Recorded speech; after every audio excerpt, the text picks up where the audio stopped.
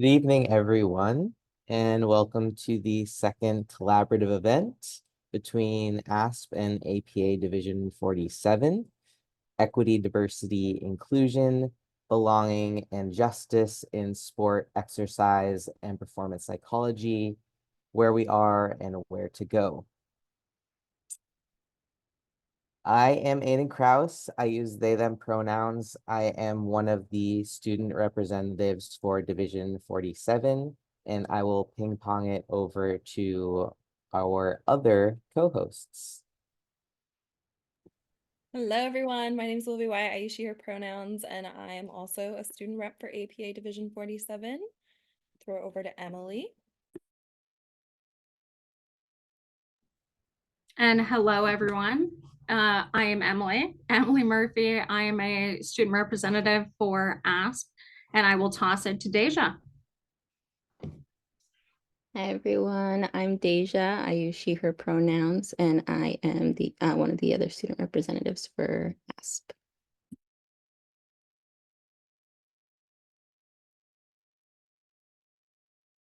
Aidan wants me to now say my joke, which was that we know that ASP calls all of this DEIBJ and APA calls it EDI. And so in the spirit of our collaboration, that is why our event is titled EDIBJ. So thank you all for bearing with us as we move all of the letters around.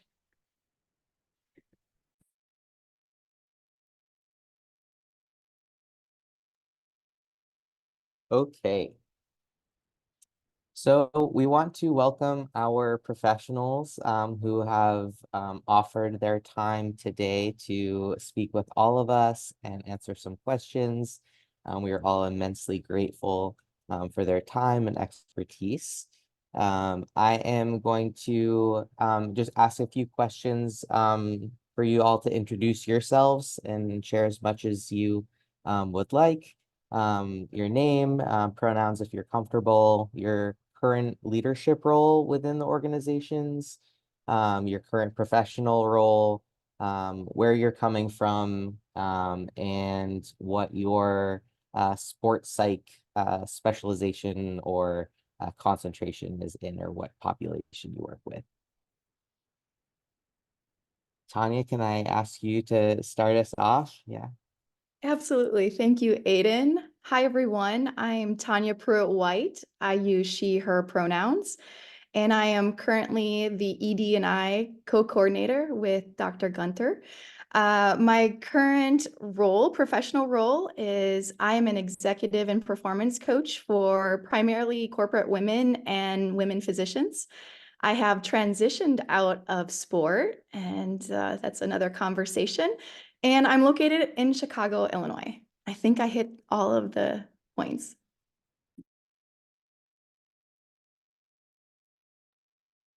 Kensa, you're next on my screen. Would you like to pop in? Sure, absolutely. Thanks, Aidan, and thanks to you all for organizing this event. I'm very excited to be here with everyone.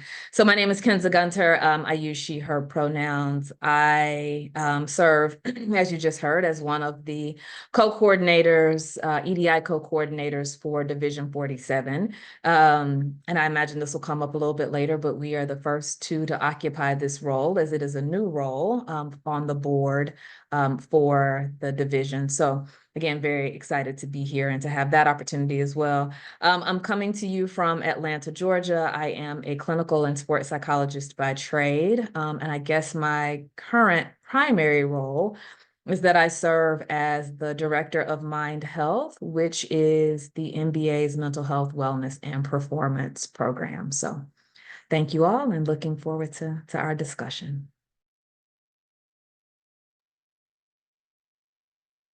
Thank you, Kensa. Hannah. Awesome. Hi, everyone. I am also coming to you from Georgia, just on the other side of the state. I'm in Augusta, Georgia. I guess to start back, my name is Hannah Bennett. I use she, her pronouns. I am fully in academics. So I'm an associate professor of kinesiology here in Augusta at Augusta University. In ASP, I am the diversity committee chair. And I also co-teach the diversity course that many of you have probably taken or may take for your certification. And then what's fun about this is I'm actually part of the EC for Division 47 also, and I serve as the Senior Programming Chair for Division 47.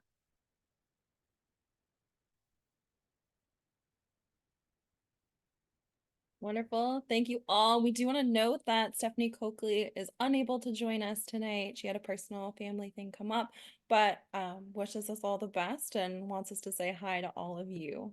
And as we get going, just a little rundown of how today's going to progress. As we are offering CEs and CEUs, both with ASP and APA,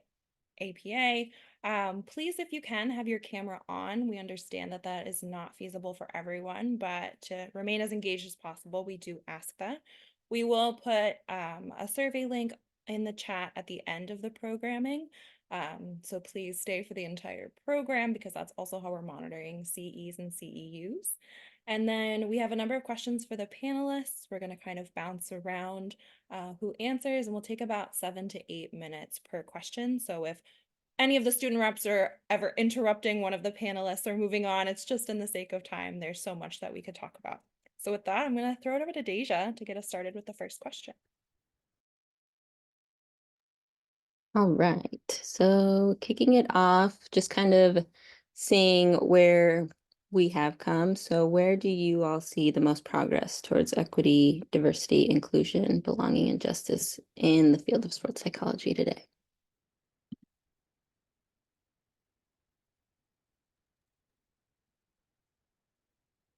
Kensa, do you want me? And Hannah, okay, I'll go first. I'm gonna first. I want to name for this conversation that I am no expert, and I also want to name that to set the intention that we're all here in love and truth and grace, and that we are literally standing on the backs of people who've gone before us. Carol Oglesby, Ruth Hall, Margaret Otley, Vicki Crane. Right, we could go on and on. So I want to name that before, like, the progress we've made is that we're having a conversation like this. That's progress. I think also the fact that, you know, there were no ED&I or EDIBJ positions on boards prior to 2017. Y'all, 2017, sorry, I just sounded like I went to UT. 2017, right? 7 years. So that is progress, that committees are being created, that we are beginning to try to create momentum, more momentum on the efforts of the people that have come before us. So there's an awareness that there's a need, and that's where I think, in my point of view, the progress lands.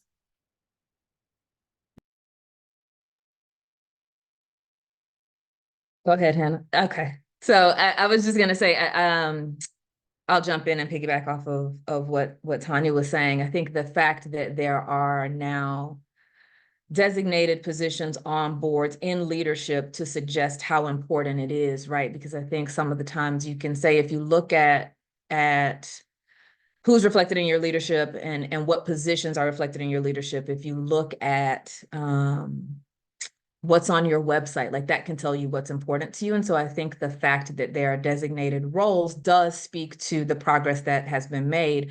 But I also want to acknowledge that having a role doesn't always translate to action. And having a role also doesn't mean that it's just the responsibility of the person who holds the role, right? And so I think what having the role on these boards and having committees within our organizations does is suggest that there needs to be a designated space where this is a focus so that there can be some accountability.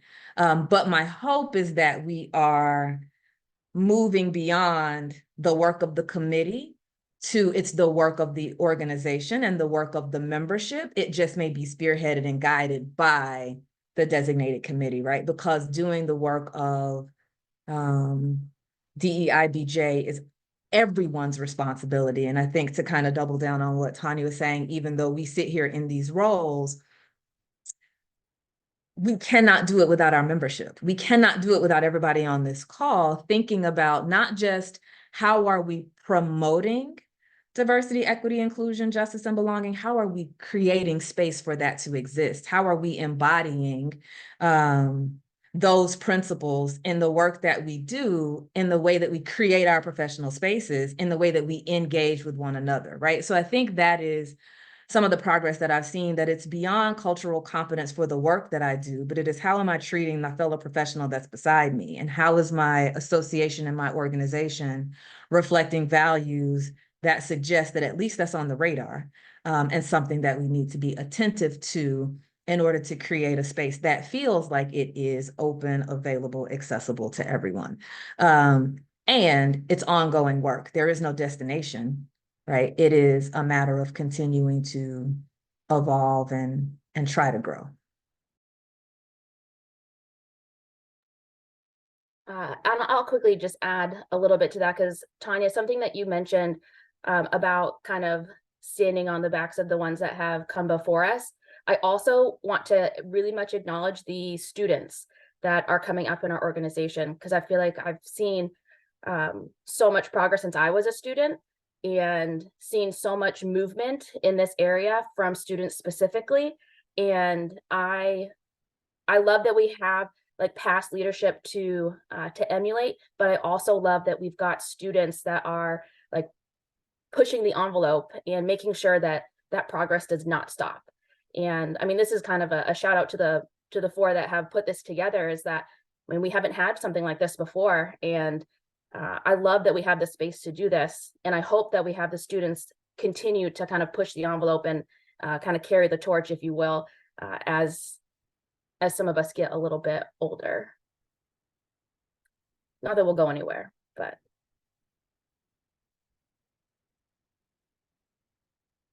Thank you all for your responses. So the next few questions are going to be a few follow-ups from our conversation from the presidential trio event, State of the Fields conversation that we had back in January. So in that conversation, Dr. Brandon Harris discussed some challenges in history between APA for Division 47 and AASP. With this recognition, how do you hope to build towards continued growth and collaboration moving forward between the two organizations?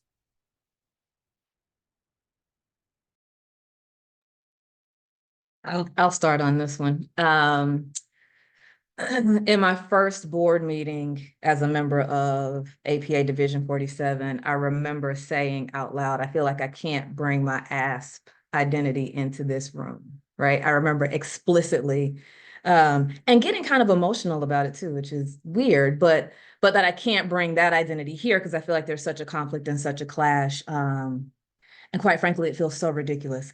But I feel like what it does is it reflects, I think, what exists in some of our professional spaces, which is this seeming clash between mental health and mental performance, or mental health professionals and mental performance professionals, and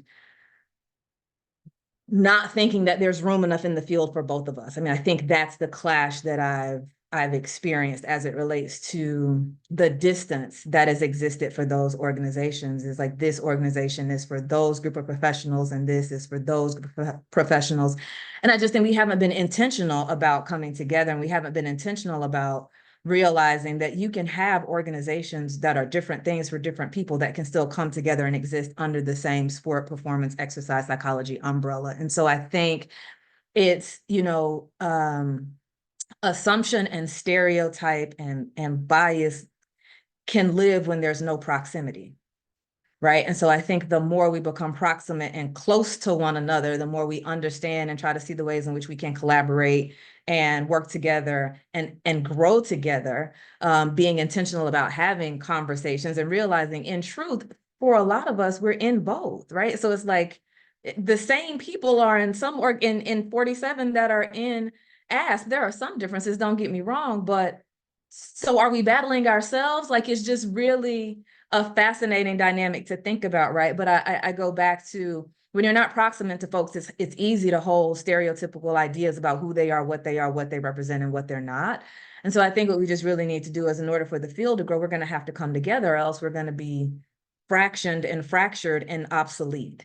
And so I think to the question of how do we build towards continued growth, we find ways to partner through these conversations. We find ways to not just do educational work together, but we find ways to be more proximate, to be in community with one another, maybe holding joint in-person events, maybe holding joint regional events where both organizations are contributing to the development of whatever exists, so that anybody and everybody can feel like it's a space for me, rather than feeling like you have to choose, because the choice is sport, exercise, and performance psych, right? And we should all be able to exist under the organizations that live under that umbrella.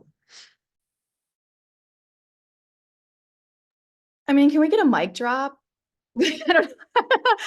Can we get a mic drop right there? Kensa, you said it all. This isn't what I had thought, but Kensa had brought up this APA Division 47 board meeting. It's all about relationships. And these organizations, all they are to me is really people, right? People building the relationships. And this is really healing work. I'm going to pause. This is healing work. I think both organizations, right, maybe have done harm, maybe to one another, to people, to folks. And what I've experienced in the last year serving has been healing. And I think that what I would like to see APA Division 47 and AASP do, and I'll be transparent, I have left AASP. But I right, like so many people, the relationships have been healing. And so I think that we can go surface level and say we can have events. I would like us to think about what relationships have been harmed and how can we mend them. You know, and what I love, you know, Kensa being a former president of AASP, coming in as the ED&I co-chair. I left AASP when Kensa was president, right? And I just think that having people in both spaces saying we are all better together. Like we are here to uplift at a basic level humans, performers, athletes, one another. And I think that there's so much competition in sport. So then there ends up being competition in the field of sports psych. And so I said to Kensa earlier today, there's no MVPs or awards. There's no championship. And like, there's room for all of us. And I think that that is the work of the relationships, moving towards understanding that we're stronger together.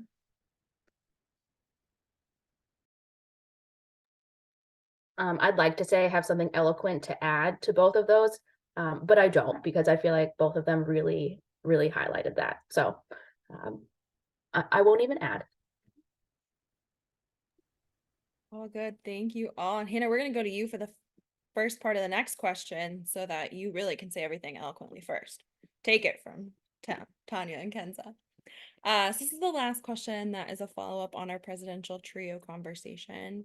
And while we recognize who is and who is not represented on the AASP e-board and the APA Division 47 Executive Committee, where are the places that we're falling short as a community, and how can we shift our practices to be more welcoming of everyone, considering all identities and backgrounds? So when I was looking at this question and I was thinking about how best to answer it, it actually brought me back to our APA midwinter meeting.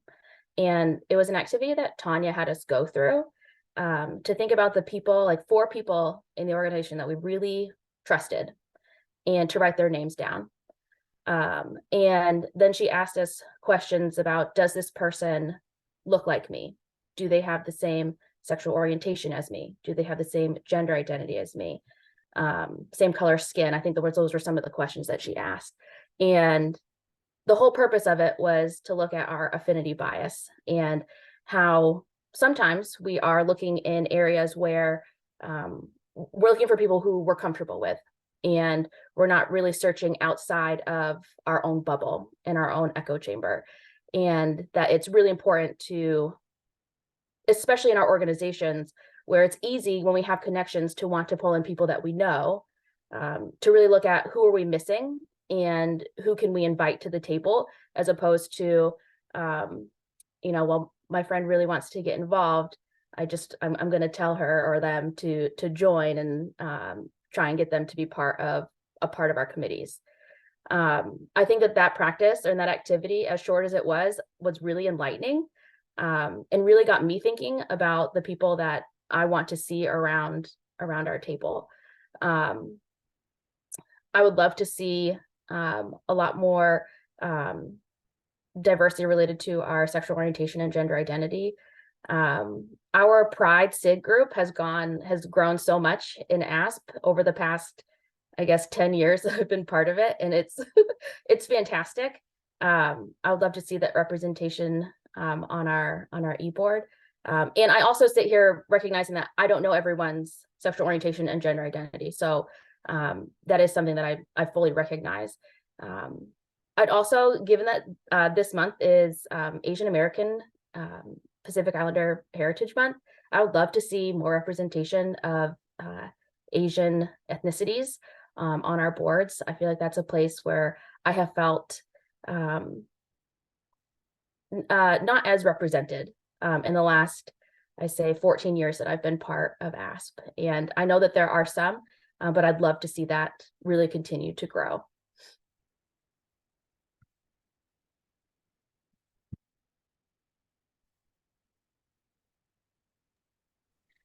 I think it's to build on what Hannah was saying. I think there are certainly different cultural groups who I think we would love to see represented more, and Hannah certainly mentioned some, and there are more I could certainly mention. I think the part of the question that stands out to me is how can we shift our practices to be more welcoming? Because the reality is that in order to be able to elect someone, they have to be on the ballot. In order for them to be on the ballot, they have to submit their name to even be included or considered for that leadership position. And so the question for me is why, and I know we all send out calls for nominations, calls for elections, like everybody, all are welcome. But just because you say all doesn't mean that everyone feels like that applies to them, right? And so that's where my question comes into play is what do we need to do in order to make all feel like it truly means all, and for people not to say or not feel like when they see, we want you to consider you would be great, come to be like, they don't really mean me, right? Like that's the feeling that I continuously think about. How do we get past that piece of helping people to feel like when we say all, that's what we mean, and like you actually have a legitimate chance at being considered and being included. And if you don't win the election, because the election also depends on people voting, right? Like that's just a real thing. But even if you don't do that, we need to be able to identify another place where you can lead, where you can serve, where you can be a part of the leadership. And so I think in that way, I think trying to figure out ways to better mentor people for the leadership roles, trying to provide more information about what the leadership role entails, because sometimes people are hesitant to put their name in because they don't really know what it includes and what it actually means to do that. And some people don't feel equipped to be in a leadership role. Let me tell you something, everybody on this call could be in a leadership role for either one of these organizations. Like you absolutely could. And so we have to do a better job of making it feel like that's something that is of interest and something that you would be capable of doing. And I think also, to iterate something Hannah said, like to try to remove the affinity bias, so we're not just pulling in the people we know, but so that we're creating opportunities for people who want to be interested, want to be involved, whether they know somebody currently on the board or not. Like we got to create a way for people to feel like all means me and my voice is important and matters. And if that's something I want to do, then that's an opportunity that truly exists. Because I think that's where the glitch sometimes comes into play, is feeling like all doesn't really include me. And there are a number of reasons why that might be possible, but and I don't necessarily have the concrete answer. I know that, but that's the roadblock I feel like we've got to feel like we got to figure out how to navigate around.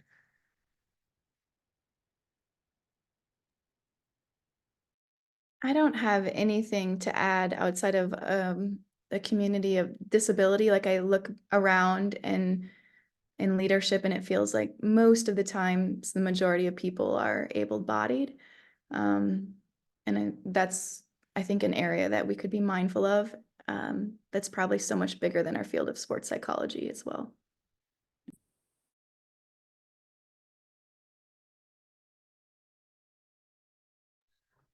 Well, and I think both of those are well said. I'm feeling right now the difference between, you know, theoretically, how do we kind of talk about this, and like practically, how do we work with it? And like that's, you know, part of the dissonance that's coming up for me in the moment, which leads us into questions that we had submitted from students and professionals through the registration survey.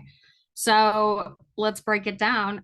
How do we promote inclusivity, justice? And I'm talking about in all domains. So clinical, you know, academia, mental performance work, like what are you all thinking about, like how we better incorporate that into the actual work, that practical work?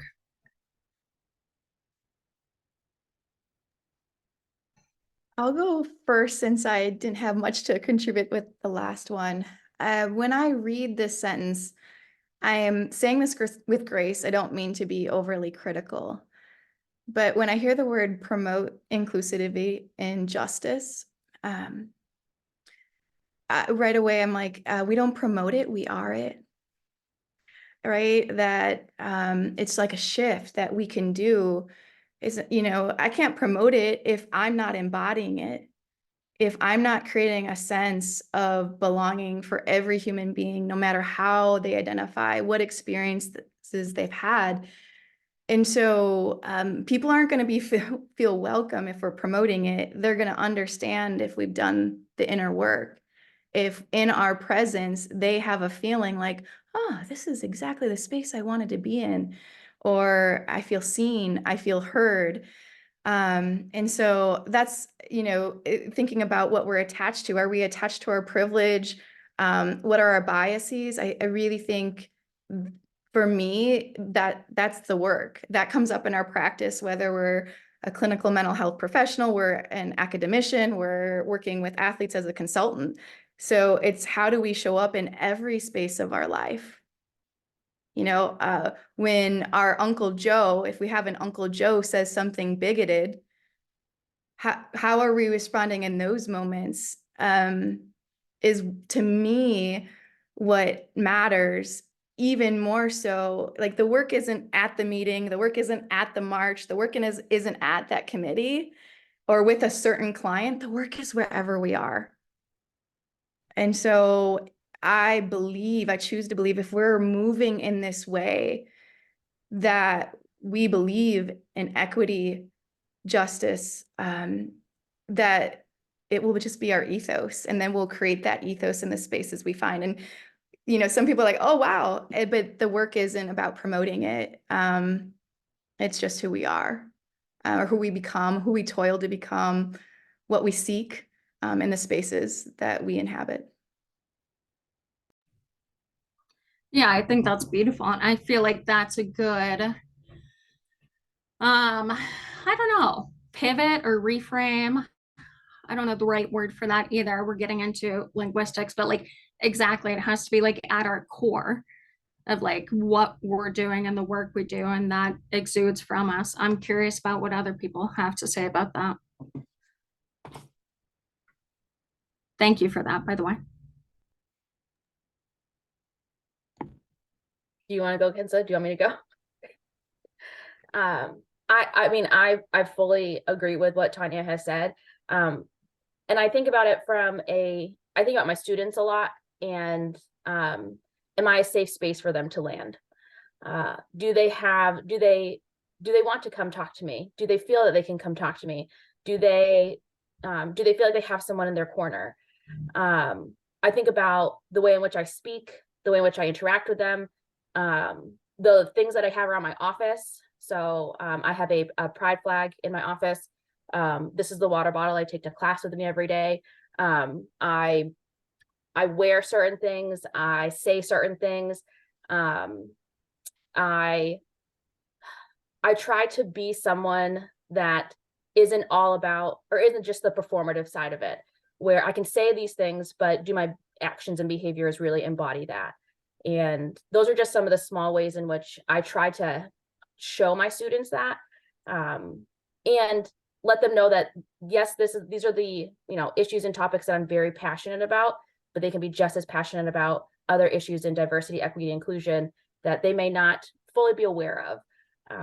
And kind of just giving them that space to explore that identity and make them feel like I said, like I'm a safe space for them to land. I think what comes to mind for me is things like, what kind of language am I using? What kind of language are we using on our websites and our policies? What kind of imagery are we using on our websites and our advertisements? What kind of topics are we covering and discussing? But I also think it's important to ask what's missing, right? What are we not talking about? What are the blind spots that may impact that inclusivity that we're trying to create, right? And I think so there's a level of competence. So we want to think about what's my own awareness of myself, with like developing that knowledge. But I think beyond competence, it really is trying to adopt a posture of cultural humility. I think that's one of the tangible things that we can do, with cultural humility being this idea of it is an approach to engaging people who are culturally different than you, that does not suppose that there is anyone who's better than anyone else. And it encourages an openness, a curiosity, a willingness to learn from other folks and allow them to be expert. And so I think for us, another tangible thing to do is to ask questions. What would feel like it was inclusive? What would feel welcoming to you all? Like, ask questions, collaborate with folks. One of the things that I know Tanya and I have done in the first year of our being in this position, we said we know people want us to create a diversity statement, create a diversity committee, tell you what the diversity objectives are and how it needs to be infused to the organization. And we were like, nope. The first things that we're going to do is observe to see what's happening just by default, without us even thinking about it, asking about like what's happening. And then the next thing we did was listening sessions with everybody on the board. And then we did listening sessions at the APA convention. And then we offered listening sessions with the membership, because I think, like, in thinking about how do you promote it, you got to know what people need, and you got to know what feels inclusive to folks in order to actually create it. Otherwise, you're just creating something that may or may not meet the needs of the people that you're trying to reach. And so I think we have to be very collaborative in our approach. We have to be willing to listen. We have to be conscious of how we're showing up and give room for other folks to show up. But I think from a tangible standpoint, Emily, like, cultural humility really is a framework and an approach that I think really embodies that idea of be curious. You can be confident in what you know, but be curious about what you don't know, and recognize the only thing that you're expert in is you, right? And giving other people room to be expert and being willing to learn from that.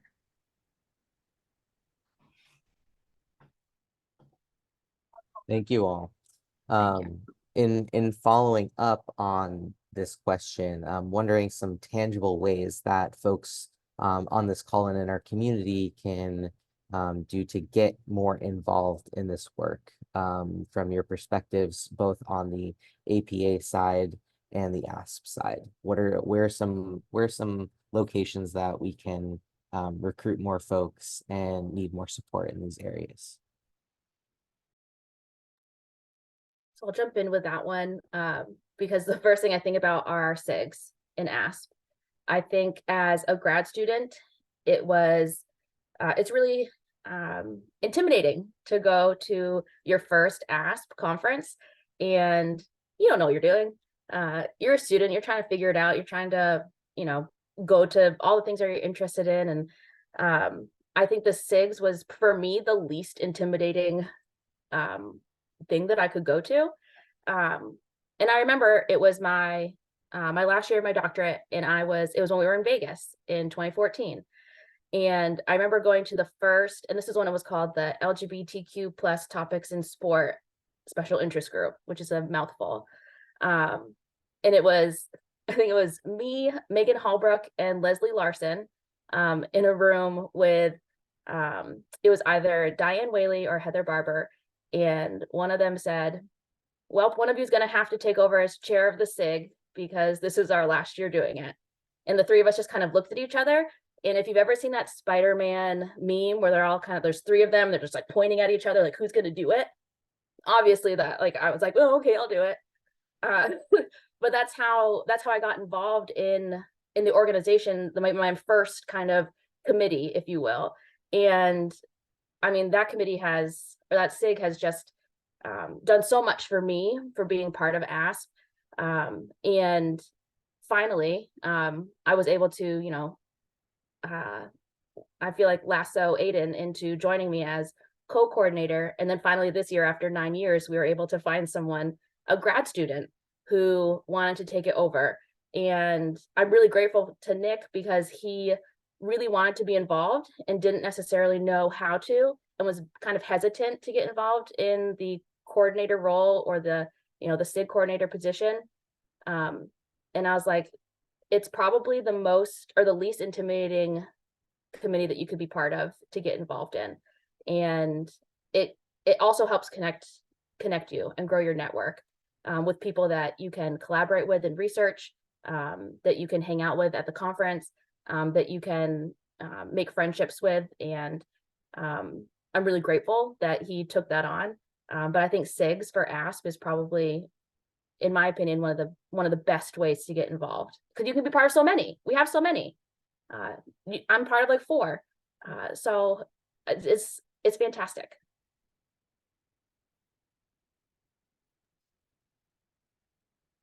I love that. Thank you, Hannah. Kensa, I never know if I'm interrupting you or you're going next, or I guess we can put a little plug out. It's Tuesday, May 21st, we are hosting an ED&I coffee chat, APA Division 47. And in that, one of the things we'll be discussing is we would like to co-create with all of you ED&I collective. And so to create that collective organically based on what our needs are as a division and the membership, and then see what manifests from that. So that's coming in the pipeline for you all as a preview. I think some of the other ways might be not as obvious to think about how to get involved, but like reviewing abstracts for the conference is a way to contribute in an EDI way, because we look through the abstracts to see what are the topics that are being presented at the conference. Do they include an element of diversity in the abstracts that have been submitted, right? Like that's a way to contribute to the effort that you don't necessarily think of as a DEI BJ effort, right? But it is, because if you ever gone to the conference and been like, why do they have these topics? Because that's what was submitted and that's what was reviewed and that's what was accepted. So I would say thinking about reviewing abstracts, I absolutely double down on SIGs because it's a very,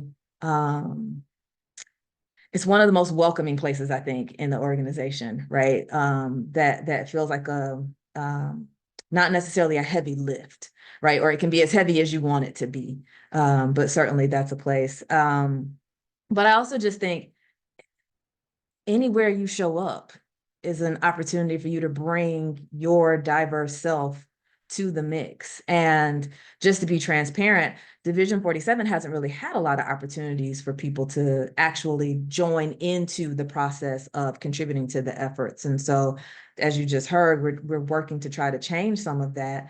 But just showing up, attending conferences. I would say another way to contribute to efforts is attend a webinar on a topic that you're not familiar with. Attend a webinar on a topic that's about a cultural group that you don't often encounter. Like developing your own awareness and your own knowledge and checking your own blind spots and biases is a way to contribute to these efforts, because we need all of our members, to go back to what Tanya said, like the work happens where you are. So just thinking about how you can continue to grow, develop, and evolve yourself. And then wherever you show up becomes an opportunity to bring that with you. But in terms of organizational involvement, I mean, Tanya and Hannah have named some very direct and clear ways.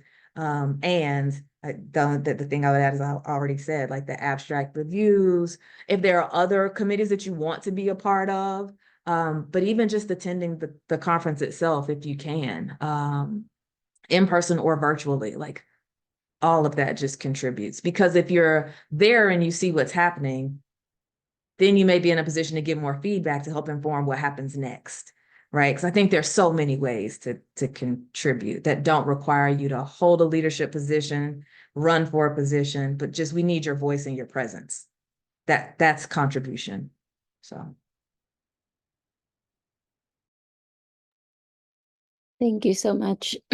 And as also one of the point people for the AASP Advocacy Committee, I also want to put in a plug for affinity groups, which are also another opportunity to kind of create your own space or create space for others that you want to share space with. So I'll actually put that link in the chat.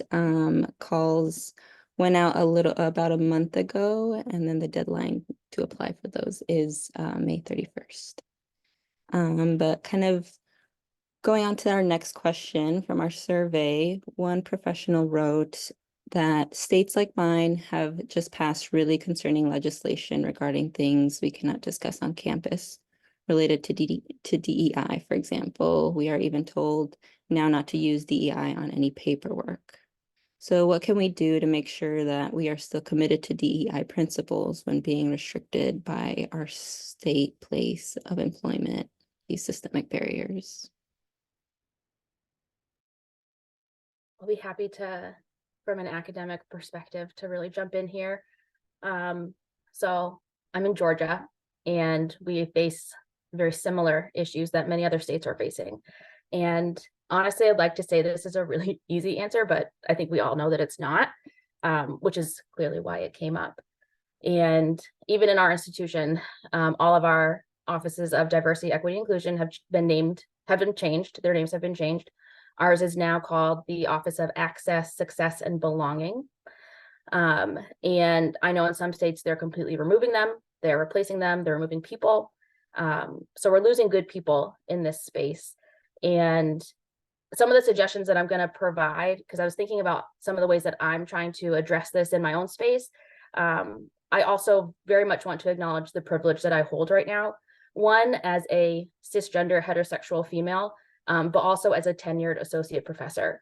The things that I can do are probably a little bit different than someone who's in their first or second year on a tenure track line that might not have as much freedom as I do. I've been in my position now for, this is the end of my 9th year. So I've been at the same school. I've cultivated a lot of relationships. And so some of the suggestions would definitely work for me, but may need to be tailored based off of where you're located. The first one, I think, is to make sure you have people in your corner. I have a very supportive department chair who is, honestly, when you look at him, he's very intimidating. You think he's like this white Southern man with a really thick Southern backwoods accent. But he is very much supportive of the work that I do. And I always go to him with the ideas that I want to propose and get his feedback, because he is going to see it from a perspective of how does the administration look at this, or how are people in power going to look at this when it goes through. So having either a mentor or someone a little bit more seasoned in your corner can be very helpful. And then I'm also involved on a lot of committees on campus that I know can make change. So I'm part of the LGBTQIA employee resource group. I'm now the vice chair of our faculty senate. I'm part of different spots in the institution that I know my voice can make change. And so I try to hold those positions so that the issues that are important to our students and to the work that we do in these movements doesn't go forgotten. When it comes to what I do educationally, I try to have a really strong foundation of the research that's coming out. So Megan Bird said this in a presentation that we did, where she sets a Google alert for her specialty in her research area. So whenever a new article comes out or new research comes out, it goes right to her, to a Google file. And that's something that I would suggest if DEI is a research area for you, because I feel like that's also a way in which you can engage in those conversations with people who are challenging your credibility and the worth of what you are doing. Because if you can come to them with this, peer-reviewed, evidence-based research, it really strengthens our work. Kensa said this earlier about inclusive language. I always use pronouns when I introduce myself, regardless of where I am and in what space I'm in, so that people recognize that that there are certain things that I believe in, even just by saying my pronouns. I change my language when I talk about my partner, and I have seen over the time span in which I have done this, I've actually had students continuously change their language. So instead of saying like girlfriend or boyfriend, they'll say partner when they're in class with me. I restructure activities in my class. So I'm not using words like diversity, equity, and inclusion or intersectionality purposefully, but I'm doing activities that highlight that. So I talked about this in I think it was a 5 for 5. It was one that Erica and I were on together. And I talked about how I draw 6 circles on a piece of paper and ask them to put their different identities in each circle. And then we talk about different scenarios and where those identities become more salient. And so we're not talking about intersectionality, but we're talking about intersectionality without really giving them that word. I'm looking through all my notes about some of the things I do. I don't want to take up all the time. I also have a really strong foundation of people in academics that are doing this work, so I can reach out to them. Because I know that there are people that have really great ideas. I know Caitlin and Sarah are on this call, and I talk to them very frequently about different activities that we can do, so that we are still promoting this work, but in a way that won't get us in trouble, if you will. I mean, that's a terrible thing to say when we're talking about, people controlling how we teach, but unfortunately, it's kind of the reality of our environments. And then I also use previous historical research and case law in some instances when I'm talking about certain diverse topics. So for instance, if you're teaching a research methods class, you could talk about the Tuskegee syphilis study. You could talk about medical students and their belief about patients with darker skin and how they have a higher pain tolerance. Like these are things that have come out in the literature and the research that that you can bring into your class, which the way I look at it doesn't get you in trouble. In Georgia, the way it works is if it's part of your curriculum and it's stated in that, you're not supposed to get in trouble for it. But I obviously can't guarantee that with kind of the state that we're in. I bring in a lot of documentaries, especially talking about disability. Rising Phoenix is a great one. Murder Ball is another great one. If you teach about like reproductive rights, you can bring in case law about that, because that's a very touchy subject for many people, especially where I am. If you're teaching about sexual orientation, you can bring in case law also about Bostock versus Clayton County, which happened at the Supreme Court level. Like there's a lot you can do that highlights this work without, I think, putting yourself in a precarious situation. And then I guess I'll end on the fact that in this work, it's very exhausting. So one thing that you have to do is pick your battles and recognize that you're not going to be able to change everything in your organization and your institution, and also rest, because I think Tanya said this, or Kensa said this earlier, but this work is never done. So giving yourself space to rest, even in trying to do all of these things, making sure that you also recuperate. And that's what I've got for now.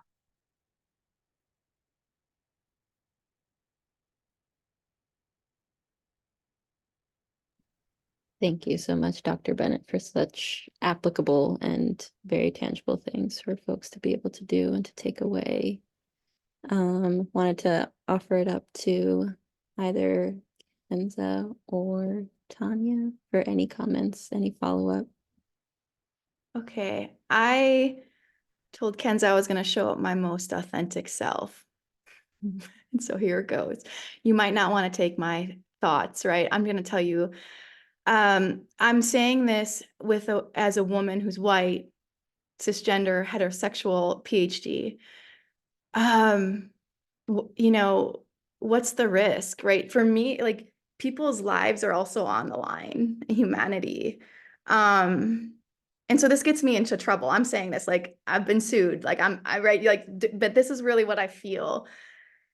If we all say the words gay or critical race theory, whatever the word, if we all say it, systems operate wanting us to be afraid, to live in fear, to tokenize, dehumanize some, exploit others, and they want to keep us quiet.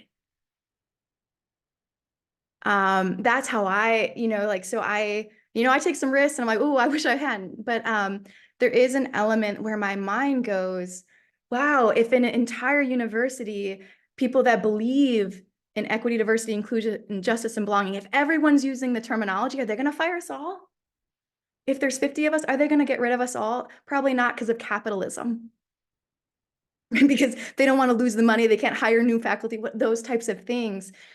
And I really, I'm saying this because I have a lot of privilege, right? And I think that there's those of us that have the most privilege in power. Yeah, like, there's risks. Yeah. I think more of us have to take them. And I really do believe that. And it's not easy. It takes so much courage. It takes bravery. But I believe that systems want to keep us silent and want some people to continue to be dehumanized and to feel like they don't belong in these spaces. That's the antithesis to me of what belonging is. And, yeah, there's going to be risks. And so I think a lot of times, I'll just be honest, my partner and I think we talked, are we going to let fear win today? Are we going to let fear win? And we're in this moment of time where there's so much fear about saying the wrong thing. I said earlier, right, Kensa and I, Hannah, we know it's about relationships. And so how do we create relationships when we won't speak the truth, when we won't speak the history, when we won't say the word trans, when we won't say the word Black, African-American, critical race theory? We can go on and on. I'm like sweating. I'm going to tell you right now, like these are human lives. In the spaces that we're they're human lives. And I think that also politicians, here I go, sorry, can I have politicians, people in power, don't even know the decisions they're making. And the reason that I know this is because people who are lobbying tell me so, right? Or that are there, like, having the conversations, our senators, our governors, people aren't educated. And so I think we have to say the thing and have the courage, and not all of us, those of us that, just surviving is in these spaces is more than what we have. It needs to be some of the others of us, and that includes me. So that's a call out to me. But that's really what I believe. And I wanted to be my authentic self. So there you have it. But there's a caveat. You may get sued. You're going to get yourself in trouble. You're going to wish you hadn't done it. But then you're going to choose, like, oh, does humanity matter more? I certainly don't have much to add, and appreciate you both for what you've shared and the way in which you've shared. I think what first came to mind for me with the question was, as it says, what can we do to make sure that we're still committed to the DEI principles? When I first read the question, when you all sent it to us, in my mind, I was like, well, what are the DEI principles that we're talking about, right? And so it's almost a different way of getting at what you just said, Tanya, right? Like, name it all. And then the other part of me is like, and you don't have to name anything in order to respect the humanity and the difference that people bring to the table, to work to create fair places and to work to create access for all, because that's really what diversity, equity, and inclusion is, right? It's acknowledging humanity, it's creating fairness, and it's creating access. And so what are we doing to do that?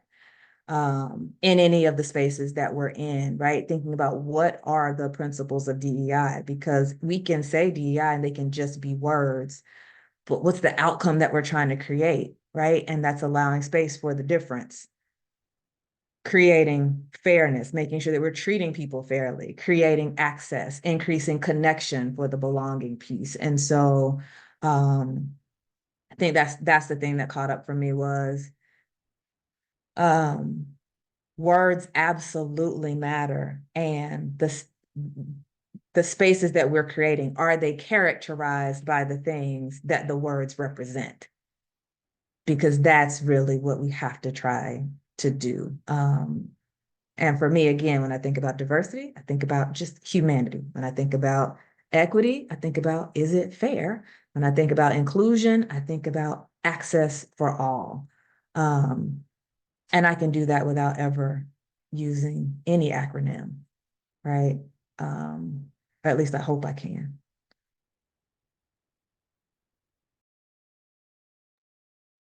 Thank you all so much for bringing your authentic selves, giving us these tangible strategies. And to pieces one, Hannah, you named being 9 years in your position, and Tanya recognizing privilege and talking about how we can keep making headway in these efforts. What advice would you give to early career professionals to increase their advocacy in systems they operate in, knowing that there can often be fear and there are different power dynamics at play when you're newer in a system and newer in a field?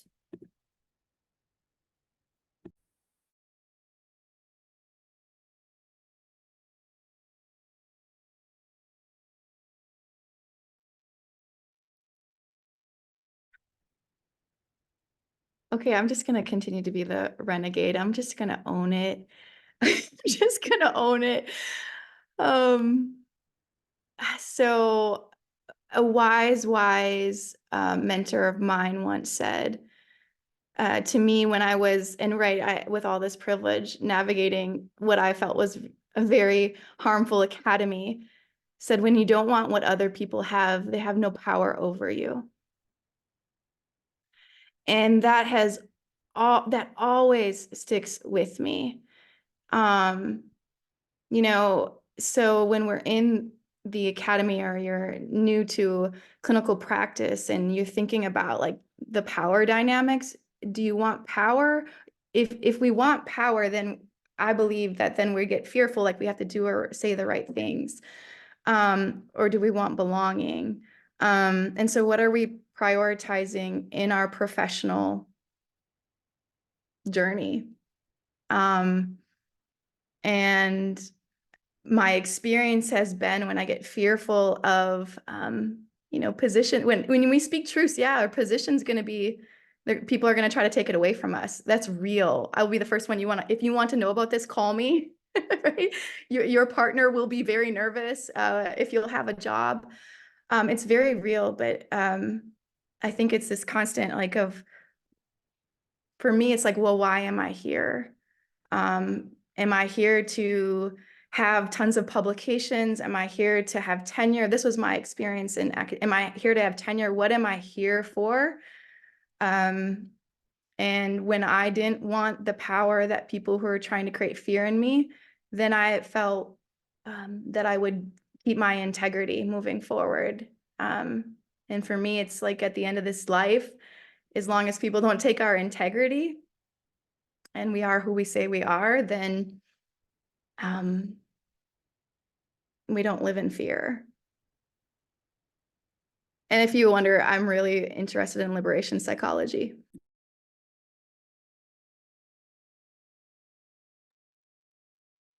I have someone in my department who is very much invested in this work, but is new, and actually asked me for kind of advice on how they should continue doing this work. And listening to you talk, Tanya, you're such an inspiration because it's almost like you hold no fear, and I admire that so much.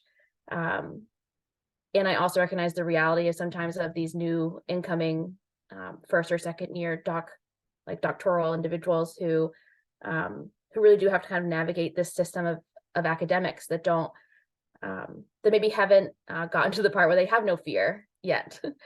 And so one of the suggestions that I provided to my friend was to spend the first semester, the first year, trying to figure out the politics of the institution, and where they can fit in.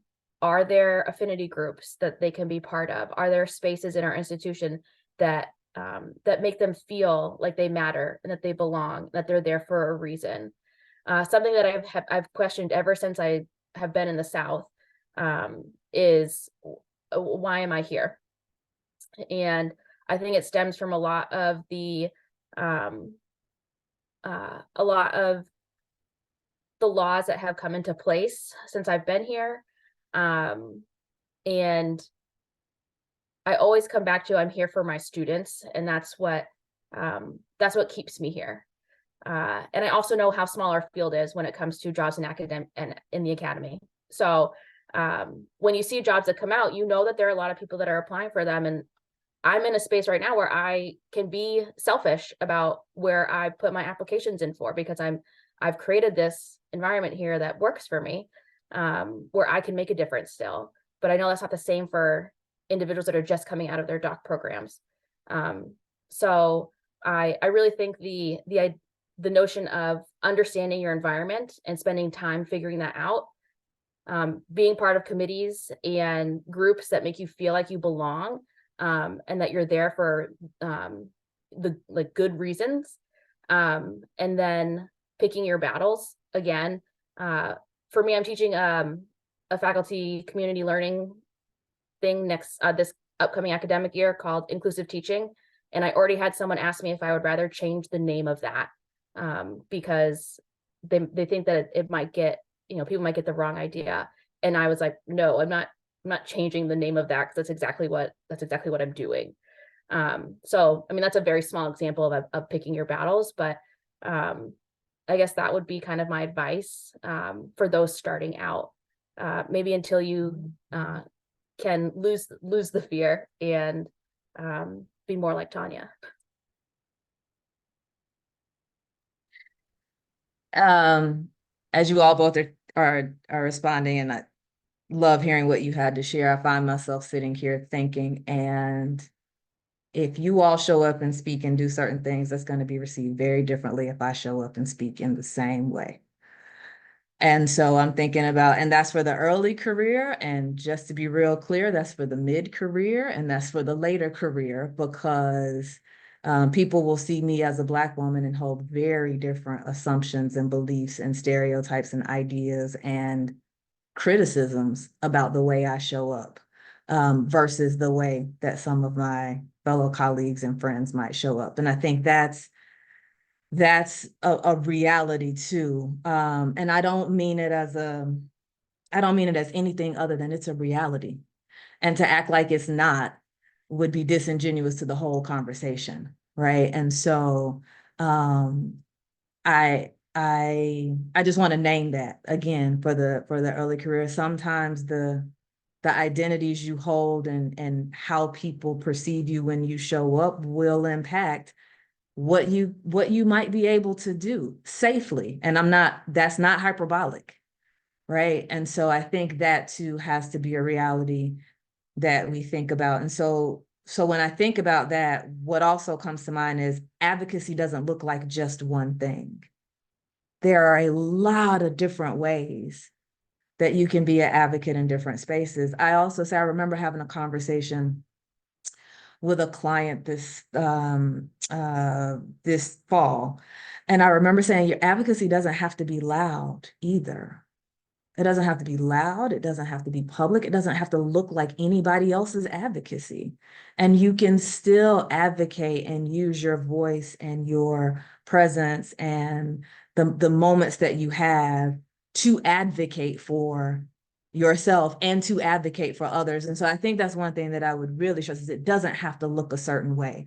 I remember in 2020 wondering, Am I going to protest? How many protests am I going to be a part of? What does that mean? Am I going to go out there? Am I going to post something on social media? Am I going to post something on my personal page? What does that look like? What does advocacy mean? Advocacy might mean that I survive to see the next day. Again, not hyperbolic. Right? And so I think the thing when we talk about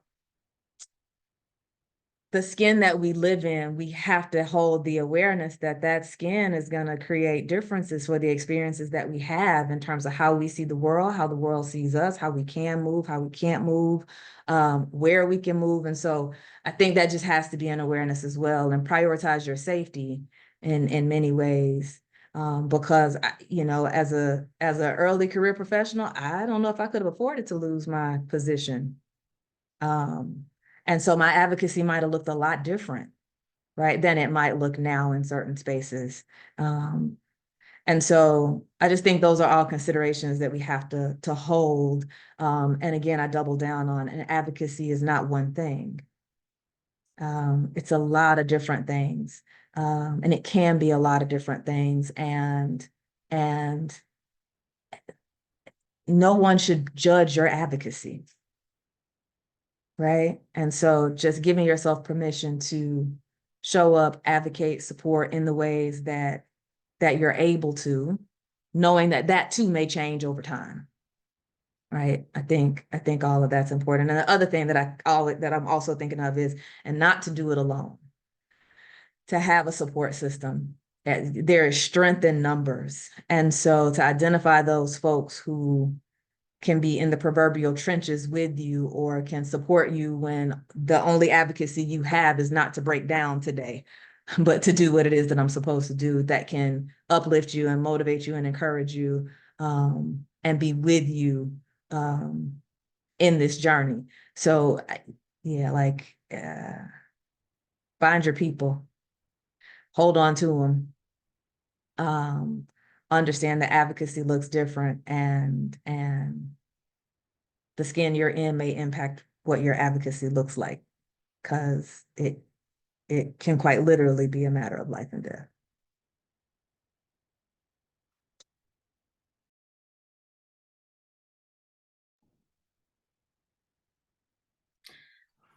I don't want to make light of what you just said, but like I feel like we need one more mic drop, because that was very beautifully well said. And I will say, for a woman, you know, cis white woman holding all the identities I have, that hit me different. So I appreciate you sharing that. I really do. I have so many thoughts. I'm trying to think about our next question, balancing the time we have. I loved how you said, like, does the fear ever go away? Probably not. Does the imposter syndrome ever go away? Probably not. Does it show up in different ways based on or off our identities? Excuse me. Absolutely. I think I'll pivot it to our last question before we wrap up, but nobody likes to feel isolated. How do we help build community? How do we help be there for different people? How do we help practitioners who feel isolated in their efforts for EDI, DEI, BJ, whatever, you know, we're working with? Like, how do we build that? And that's not solely directed at you, Dr. Gunter, but anyone who wants to pipe up, go for it. I love this. I'm just thinking, this is where my mind's going, is that it's clear, like, right, you all are seeing can be a burn it all down at times, right? And someone said, like, give my partner a heart attack. And what's so great is that Kensa and I working together, it's like, oh, like the honoring of what Kensa said, with honoring how we're all going to do it different. And possibly we all should do it different. And so asking one another, like, I think, hey, what do you need? How are you? How can I help? I think a lot of times there's assumption that someone else will do the work. are engaged in the work. Or, you know, I've been thinking about, I'll be honest, when APA Division 47, I said, oh, it shouldn't be me. And then I was like, oh, I get to work with Kensa. I think having diverse voices can make it so rich because of the learning, the honoring of one another, and the communities, it's just the relationship. Like, I will forever be grateful for this work because I get to have relationship with people who see the world, have to move in the world, like Kensa said, for their own survival differently than I do. And so it's humbling. And then it's also where is our space? So for me, it means getting involved in for me, I need to take the risk because of the responsibilities I hold in my dominant identities, and then honoring that for others, it's not. So asking people what they need from us and then doing it.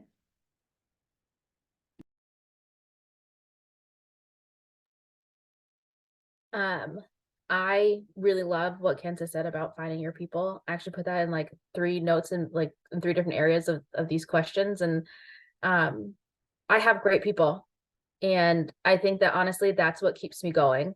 And I have great people in the organization, but I also have great people outside of the work that I do. And I think that that's something that that I do lean on heavily. I've got one of we have I went to Georgia Southern for my master's, and you know, shout out to Georgia Southern. We have a group text that we've had for the last 10 years that we continuously have. And those are people that I trust and can vent to and can lean on.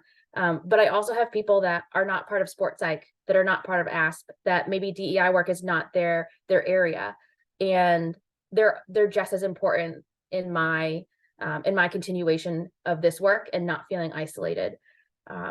So I think having people both in the organization and in this work is really valuable.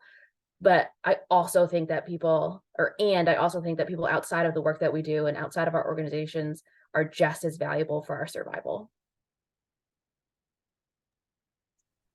I'll keep on my theme of it might not all be the same. All the people that are in your community, you might not have the same relationship with them, right? Like, I think about, there are some people in my community, professional work, and they look like me. We interact. I can text them during the day and every day, and that's that. But there are some people who I only talk to in other certain contexts and situations. So I think it's the diversity of even the people that are within my community, how we engage. That's okay, right? Tanya and I had known each other like very peripherally until we had the opportunity to work in this context together.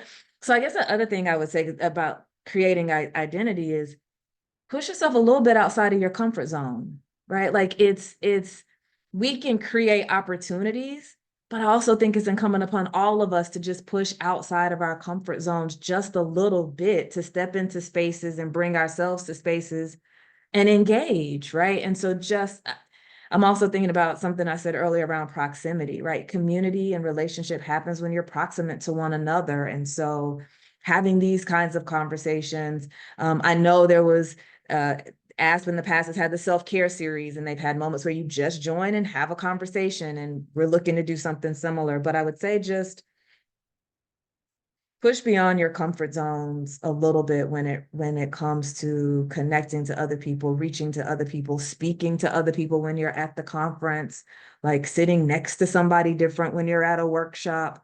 And it sounds so simple, but in those spaces, it's so easy for us to just go into our norm and just go with the people we know. And I think a part of community happens when we step outside of what might be most familiar and give ourselves an opportunity to be surprised by who we might meet if we're not in our most comfortable and familiar places.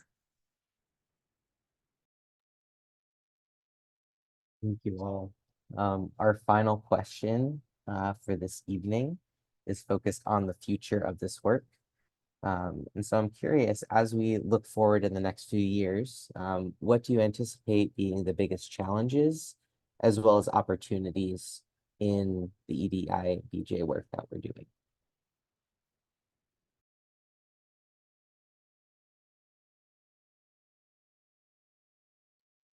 I'll go first on this one. I think from an academic standpoint, one of the biggest challenges that we're going to face is going to be legislation.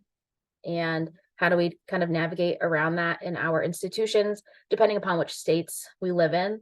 And in saying that, when I think about opportunities, I really go back to our students. The book suggestion that I put in the chat, How to Be an Inclusive Leader, I teach a class called Working with Diverse Populations. And the class has to read that book. And our last class is 100% dedicated to the leadership continuum that Jennifer Brown kind of lays out. And I know our generation, this generation of college student, they get a lot of flack for, you know, being too into themselves or too sensitive or too into technology or whatever it might be. But in hearing those conversations with them, our students right now are very much engaged. They're very much, they care, and they care about things very deeply and passionately. And they're smart, and they know how to use technology to their advantage. They can use their power for good. And I think we can kind of harness that power to, I guess, resist the resistance that's coming from these people that are making laws in the higher education.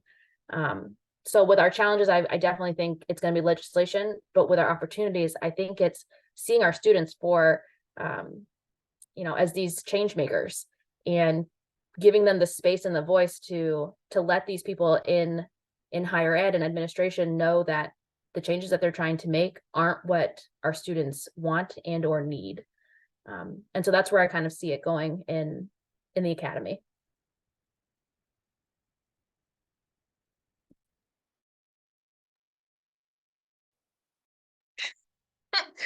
So my first thought when you said what's the biggest challenge, I was like, the world around us. I mean, I think there are so many things that are pulling on us to be divisive, and so many things that are highlighting differences as negative and that are restricting rights. Like, I just think the world around us is going to be a challenge, but I also think the opportunity then lies in our capacity to be human with one another, right? And to try to come together.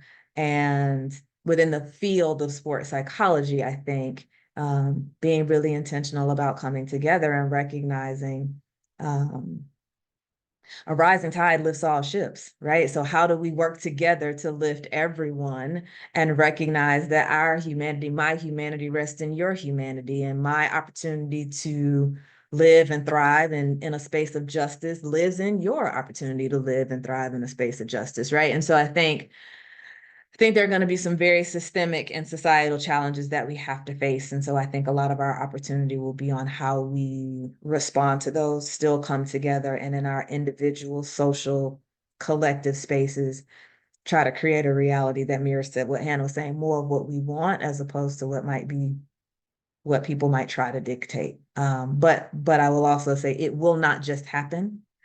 We will have to be intentional about it.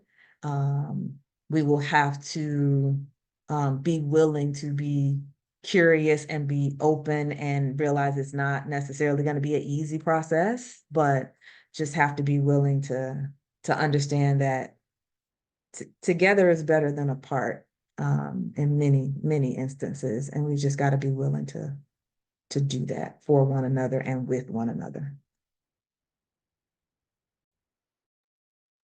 And we need y'all to join these organizations and participate and show up, because diversity is not the work of me, Stephanie, Hannah, Tanya, the student reps. Like, it is the work of all of us to create these spaces. When I was thinking about this, I think the challenge is there's so much work to do. Kensa and I talked about this, and the opportunities, there's so much work to do.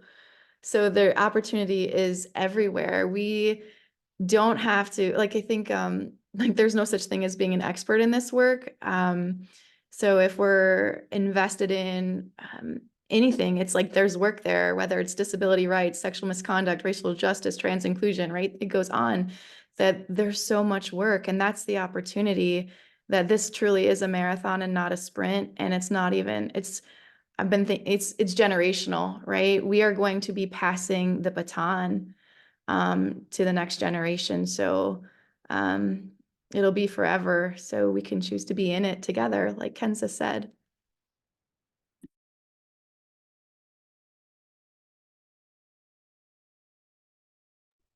Thank you all so much. I mean, I think everyone here can speak to just how wonderful the three of you are, and we just appreciate so much you being here and taking the time out of your day, and everyone who attended taking the time out of your day to spend this hour and a half in community with us.